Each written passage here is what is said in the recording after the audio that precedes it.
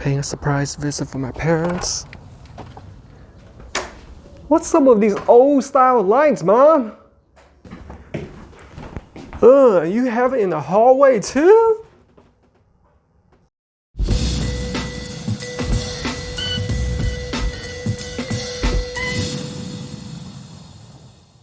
I'm so happy I finally got the Huryee clear glass shade ceiling light fixture finally in the mail. Super excited to install it over those old style looking lights in my parents' house. So let's go ahead and box it. So I hope none of these were damaged, because after all, it is made of glass. Wow, at least they properly wrap it up. Okay, so here's one of it. Wow, that's definitely, ooh, wait a minute. I hear some shaking going on. Hold on, I hope everything is intact. It's looking good so far. You have all the tools in here that's needed. And it looks good to me, guys. Check it out. Here is the glass. Wow. No cracks, no damage. All right, so let's see what's all inside the packaging. You have the instructions guide. It should be very simple. Warranty card. Some of these caps to close out the wiring. Got some screws and extra mounts. Here are these mounts. And here is the upper light fixture, and it fits standard E26 bulbs, compatible with that. And if you have a dimmable bulb along with the switch, is able to be compatible with that too. See, the two wiring is usually one white, one black. You got the grounding screw, and here is this ceiling mount. This is made of, looks like a stainless steel material. Of course, a warning label shows you the max wattage so it can handle 60 watts. Type A bulb. Got the screws.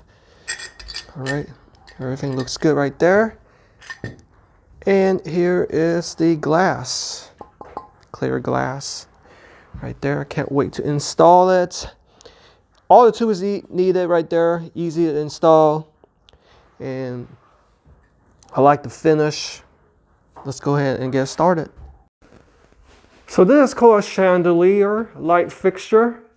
It's a little bit more labor intensive to remove, but I will show you guys step by step. Always turn off the main breaker when working with electricity. Okay, so located near the top of the canopy, you have to rotate this to get this loose. There's a locking nut right here. Okay, once you screw that loose, you will have to unscrew this part.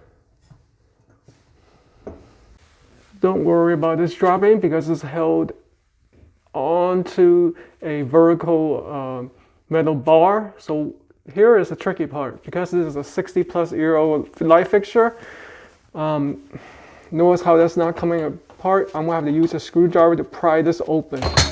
See, there it is, to unveil the insides. So I noticed there are 4 wires in here, as shown by the 4 electrical connectors. 1 positive, 1 negative, 1 ground, and another power route into a different outlet. So here is where I want to unscrew this vertical screw right here, which holds the chandelier in place. Once you unscrew it, make sure you hold on to the chandelier because it's going to drop. In the rare event it's hard to remove this big vertical screw, just simply remove the whole mounting bracket and it will come down loose, but be careful of the light falling. So here's a pro tip. Remove the electrical connectors so you can get the wiring away, disentangle from this screw in order to screw it off easier. Keep in mind the black and the positive.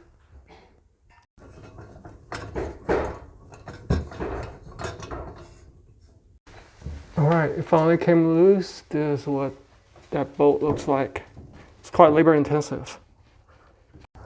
My next step is to remove the mounting bracket and screwing the 2 screws. Now I'm going to install the mounting plate in this orientation.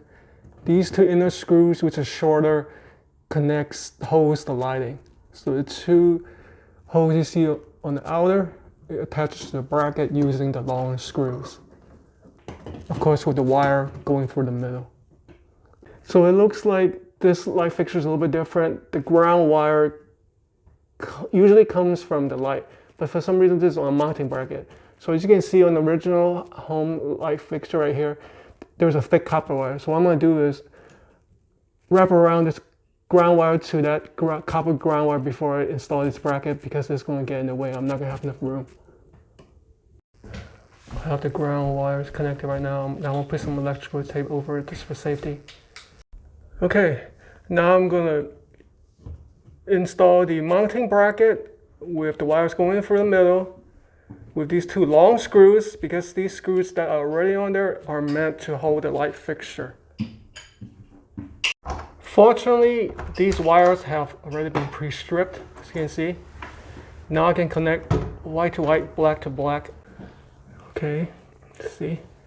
The electrical connectors are on with electrical tape. With all the wires pushed into the middle, and I can finally insert this bracket. Now I can tighten it with these end caps. So the next step is you want to remove this little socket, insert the glass first, and then insert this over it to tighten it. Our final step is to insert the bulb and test it out. Time to insert the bulb. Now I can turn the breaker back on. Turn it on! Please, got a little work. Yes! We have a light! Now I have one more light fixture to install.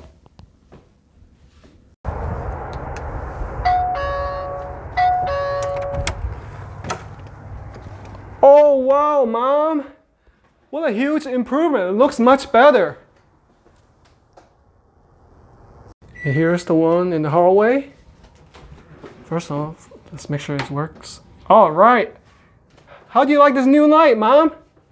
Beautiful. Yeah, it's beautiful. I really like that glass design because it really spreads out the light throughout the hallway so it's not dark. And it also makes it easier to change the light bulbs. You can fit any standard LED to swirly type of E26 bulbs. Goes in, you save electricity, save bulbs, and it looks very modern. We love it.